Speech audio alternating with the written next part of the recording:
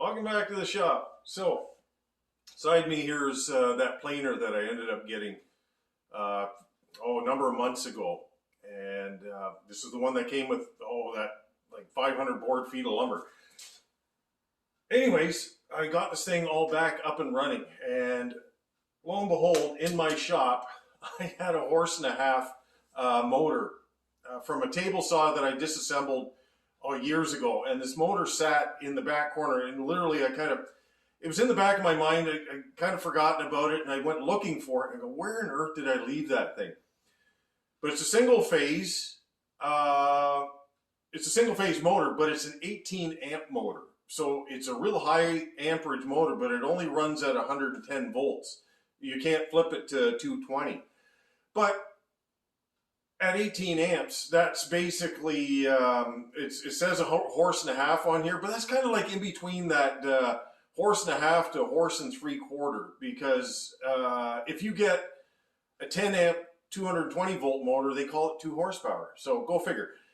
So it was the biggest motor that I could find that I had that I didn't have to put any money into, because at the end of the day, I don't want to put a lot of money into this thing, because I would never see it out if I had to if I had to buy one. Or I honestly looked around to see if I could find something cheap enough, but I couldn't find anything that worked. I also got a switch. Where is it? On the other side here. Right here. I've got a switch on here, and it was a 20 amp switch. It was just in the chuck it bucket of my electrical bits, so I dug that thing out and put it on here, and everything works good. So this was what I did to get this thing up and running, and at the end of the day, I think it actually turned out really, really well. All right, so here's said planer right here. Okay, so I've got everything basically assembled on here, and I put the motor on it, and I hooked it up, checked it out, put the belts on, and I ran a couple of boards through. So I know that it works, because I'm not going to make a video and then do all this work and the thing just poops out on me. So I'll show you the motor, and I'll explain to you kind of what the logic is with what I've done. All right, so here's the motor that I had in the shop. So this is just an offshore motor by Rexon. It's an older one. I think it's made in '92, but it's 18 amps. Like, that is the beefiest single phase on 110 volt I think that you can get. Now, if you were to run that on 220 volts, that would probably be, I think, 9 amps. You just cut them in half. So that's already very close to 2 horsepower. So I think, realistically, it's a horse and a half to a horse and 3/4. But it had a 5/8 shaft right here. But my pulley requires 7/8 for it to work. So what I did was I went online, and on Amazon I was able to buy a bushing right here, and I'll show you what I ended up getting. And so it was a 5/8 to 7/8 bushing, and it's not intended for the use that I have it for. It's probably for something else, but it worked, and I was quite pleased with the way that turned out. So I'll show you the bushing and the procedure of what I did to get this thing to work. So here's the box of bushings that I bought. Okay, I got them on Amazon. Okay, I don't know if you can read that. 5/8 to 7/8 by 1.5 inches. All right, and all I did was basically look for, I put in a Google search, bushings, 5/8 to 7/8, and these things popped up. It was $20, and it came with 5 of them. I only needed 1, but you never know if I have to have this done again. So I basically took this with a marker. I ran a parallel line, and I need it to be 3/16, which is what that keyway is right there. And I just mounted it in my vise like this, clamped it in, and then took the grinder and made a slot in the thing. And it took a bit of time to get it so that, here's the a keyway for This is a 3/16 keyway, square 3/16.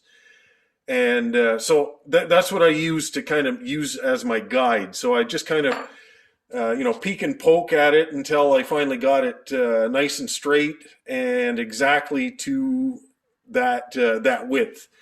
But then I had to make a keyway because you can see right here, that's not your standard keyway. So I was looking in the shop and I'm going, well, what do I got that's close in thickness? Well, I found this that I had, and it was just a chunk of steel. I think it, may have been a spacer or a washer of some type. And all I did was just mark a little line on it with the marker, like this. Just drew a parallel line all the way across, like that, and then took the grinder and cut it off. It was a bit of same thing. It was like peek and poke. I had to take it to the grinder and grind it down a little bit and to get it to the exact size because I wanted that to fit, nice and tight in there. And once I did that, it was a piece of cake. It just slipped right in.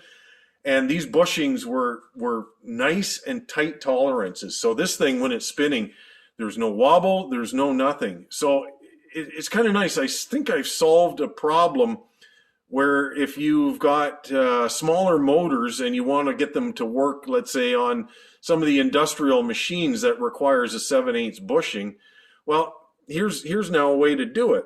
And it's very inexpensive. They're like what, $4 each or whatever. Yeah, you got to throw a little bit of time into it, but that worked out actually really, really well.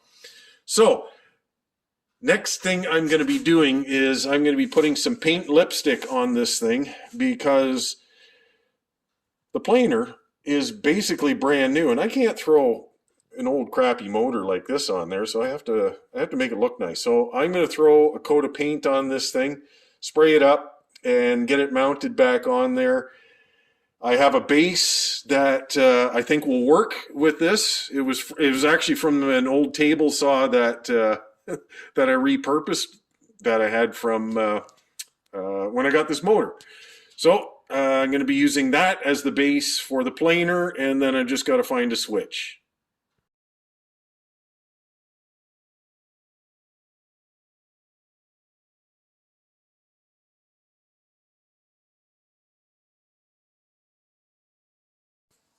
All right, so I'm just gonna tape this all up here. I don't want the electricals to get paint on it when I spray it.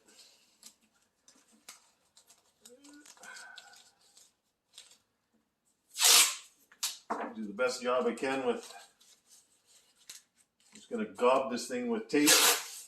And that should prevent the majority of spray getting in there. There you go. It ain't pretty, but all I need to do is protect it from getting paint on it.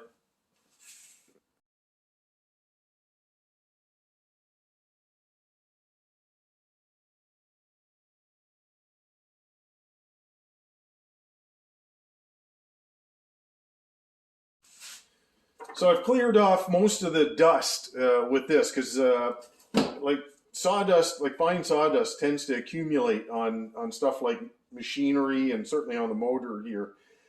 And if you don't get it off, well, the paint's not going to stick very well. And the blower takes off some of it, but not all in these little cracks and crevices. So that wire wheel works really nice for that.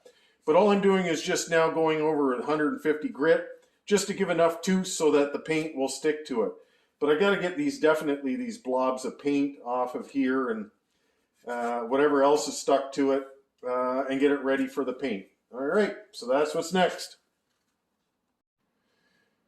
There we are, ready for a coat of paint. All right, so here's a color I have. It's just like a really, really dark gray. And I'm just going to cut it down. I'm going to put a little bit into the old Tim Hortons cup here.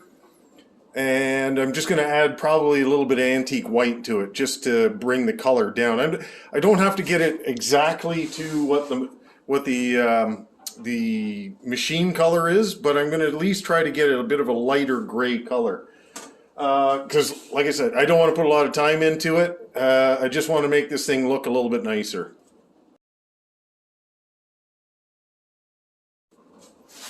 All right, so I got 75 milliliters of that dark charcoal, and I'm just going to boost it with about maybe 20. There we go. 90, 95. There we go. That's 100 mil of paint. All right, so I think I'm satisfied with that. Nice, kind of a medium brown, machine green kind of thing. Actually looks like kind of that Rockwell gray color. Anyways, that'll do. We'll just add a little bit of hardener to it.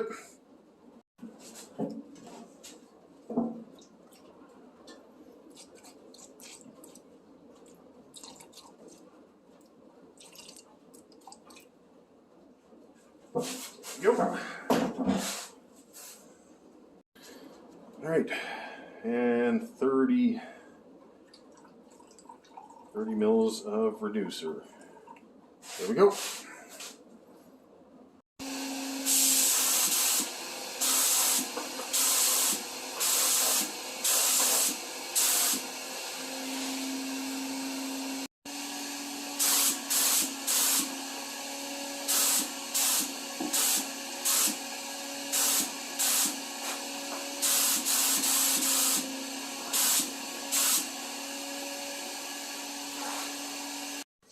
All right, so just got another coat on this second coat. That's about as far as I'm going to go. Just for context, this is a polyurethane paint that I use for spraying kitchen cabinets and millwork. So this is just all leftover paint, other than the catalyst and reducer that I need, but it's a 3-part paint. You won't be able to get this at any kind of hardware store or even a local supply. You have to actually have a cabinet business or a painting business to get this kind of paint. But in a half an hour, it'll be dry. In about an hour, I can probably just mount it back on the machine. But that's the kind of paint it is, and it dries really, really hard, and that's why I like it. Well, there you go. All painted. That turned out pretty good. Looks like a brand new motor. Hey. Contact.